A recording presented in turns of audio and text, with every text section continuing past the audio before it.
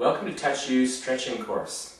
This is essential information that everybody with a body would benefit from knowing. So we stretch spontaneously if we're a cat or a dog, or we have to take a course if we're a human being. Because our brains are just full of all these tasks we have to do and how people think about us and all that stuff, whereas our household pets tend, unless they're neurotic, to just feel something and then they spontaneously do whatever they need to do to feel comfortable. So this is a course in how to, a method of learning to be more comfortable in your body. So we stretch when a muscle is short. So let's say if we're sitting at a desk and the armrests are too high, so our shoulders are held up around our ears. We walk away from the desk and our shoulders can stay that way. Or we're doing a specific task, you're sorting something, you're always using your body a certain way. You can build up lots of tension in the muscles that are used for that. Sometimes we'll fall and we'll overstretch something, and the muscles protect themselves by becoming more short, but the protection can be over-enthusiastic and then cause us problems. The tension doesn't seem to leave our bodies. So these are some of the reasons that people stretch.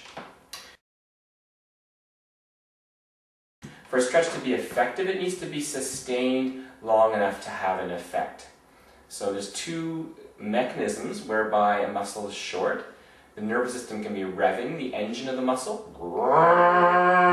Muscle is idle. So they should sound like nice, well-behaved, Lamborghinis or something. They should just purr along. So a healthy muscle is a soft, relaxed muscle, and yet when you want it to be used, then it quickly and enthusiastically jumps in. So a lot of us, our muscles quickly, enthusiastically jump in, but they don't turn off when we go to relax. So one of the principles of stretching is you have to sustain the stretch long enough for the nervous system to reset the tone. So if you're stretching a muscle, you'll be stretching it, the nervous system's like, wow, that's really tight in there. And if you just release it, it's like, it was tight in there. Where was that? I don't know. I'll concentrate on something else.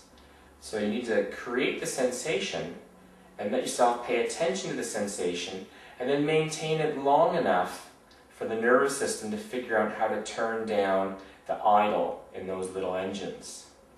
The other reason you sustain a stretch long enough is that you want a physical change in the connective tissue of the muscle. So just like if you have a wool sweater and you hang that up on a hook, it's fine for a moment or two. But if you leave it for a week, all the web and weave of the sweater gets pulled out of shape. And then the sweater's like, it's forever changed. So when you've got muscles that are short, it might be because the nervous system is tight and revving them up high, or it might be that the connective tissue is short. Very often, it's both of these things. So if you sustain the stretch long enough, the nervous system figures out how to relax the tone there, and the connective tissue changes, like the wool sweater, to lengthen. So what you'll find is when you do a stretch and you're sustaining it, after 20-30 seconds, maybe nothing's happened, then suddenly, whoa, the neck lengthens or the muscle lengthens. That's either because the nervous system said, oh, I'm going to turn the tone down, turn the resting tension down of that muscle, and or the connective tissue is ungluing and lengthening. So both of these things are really vital and important. So sustain the stretch. The next thing that's important is that stretch needs to be specific.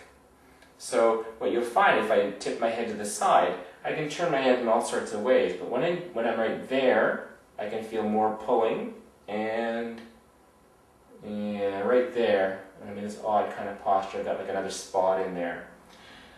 So if I just kind of like pull on my head and neck, it's really not very specific. It's just like if you burn some food in a pot on the stove, and if you blindly just kind of like, scrub it, well, it could take you a long time to clean that pot. If you actually look at the pot, you're like, wow, just like that corner of the pot is really burnt because maybe the pot was heavier, that's where the food was resting on the element, heavier, so that's where it's burnt. So I'm going to scrub that part. Well, you get a nice looking pot sooner.